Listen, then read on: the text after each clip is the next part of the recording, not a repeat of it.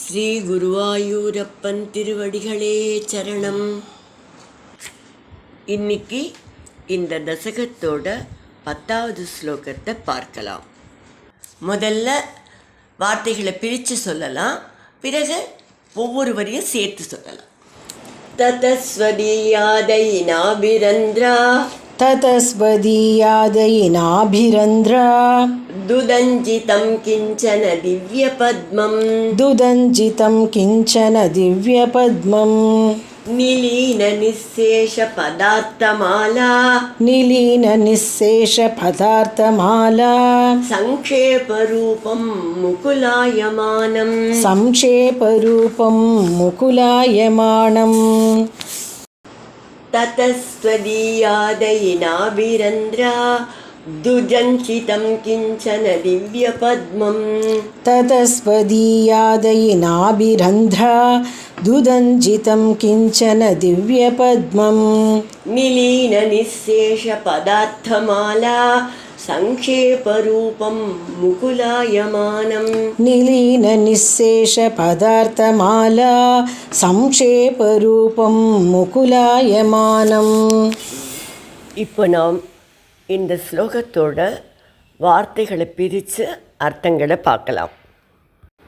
ஐ ஹே குருவாயூரப்பா, ததக தாங்கள் அவ்வாறு கடாட்சித்த சமயத்தில், த்வதீயாத் நாபிரந்திராத் உங்களுடைய நாபியிலிருந்து, கிஞ்சன திவ்ய பத்மம் அழகான திவ்யமான தாமரை முட்டு, உதஞ்சிதம் மேலே எழுந்தது, நிலீன நிசேஷ உங்களிடம் ஒன்றியிருந்த, பதார்த்தமாலா உலகங்கள் ஜீவாத்மாக்கள் ஆகிய எல்லா வஸ்துக்களும், சங்கேப ரூபம் நுண்ணிய வடிவில், முகுலாயமானம் அந்த தாமரைக்குள் அடங்கி இருந்தன.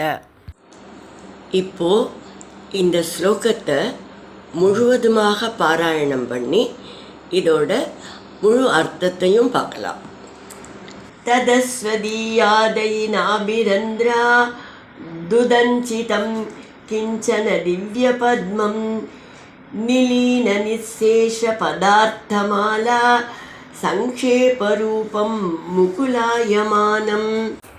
எந்த ஒரு செயலை செய்ய வேண்டுமானாலும் பகவான் அதற்காக ஃபிசிக்கலாக எதுவும் செய்ய வேண்டும் அப்படிங்கிறது இல்லை. அவரோட சங்கல்பம், அவரோட கட்டாட்சமே போதும். இப்போது சிருஷ்டி துவங்கணும், பிரம்மா படைக்கப்படணும். இதை பகவான் தன் கடாட்சத்தினால் செய்தார். இதை தான் இந்த ஸ்லோகத்தில் ஸ்ரீ பட்டதிரி காட்டுகிறார். பிரளய காலத்தின் முடிவில் யோக நித்திரையிலிருந்து விழித்து கொண்ட பகவான் தன்னில் லயித்திருந்த லோகங்களையும் ஜீவர்களையும் கடாட்சித்த போது என்ன நடந்தது?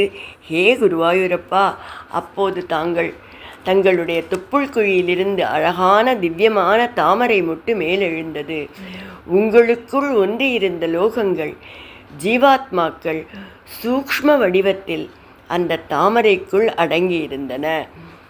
பட்டதிரிகள் பதார்த்தமாலா அனைத்து விதமான வஸ்துக்களும் என்றும், சங்கேப ரூபம் அதாவது நுண்ணிய வடிவில் இவையெல்லாம் இருந்தன என்றும், இவையெல்லாம் அந்த தாமரைக்குள் வந்துவிட்டன என்றும் சுருக்கமாக கூறுகிறார். திருமங்கையாழ்வார் அந்த வஸ்துக்கள் பகவான் திருவயிற்றில் இருந்தன என்பதையும், அந்த வஸ்துக்கள் யாவையும் என்பதையும் கூட கூறுகிறார். பாரெழு கடலெழு மலையெழுமாய் சீர்கெழும் இவ்வுலகு ஏழும் எல்லாம் ஆர்கெழு வயிற்றினில் அடக்கி நின்று அங்கு ஓரெழுத்து ஓர் உருவானவனே என்கிறார். திருப்பாணாழ்வாரும் ஆலமா மரத்தின் இலைமேலொரு பாலகனாய் ஞாலமேழும் உண்டான் என்று கூறுகிறார். யாவும் பகவானின் திருவயிற்றில் அடங்கி இருந்தன. அந்த திருவயிற்றின் தொப்புள் குழியிலிருந்து வெளிவந்த தாமரை முட்டிற்குள் அவை யாவும் வந்துவிட்டன என்று பட்டதிரி கூறுகிறார்.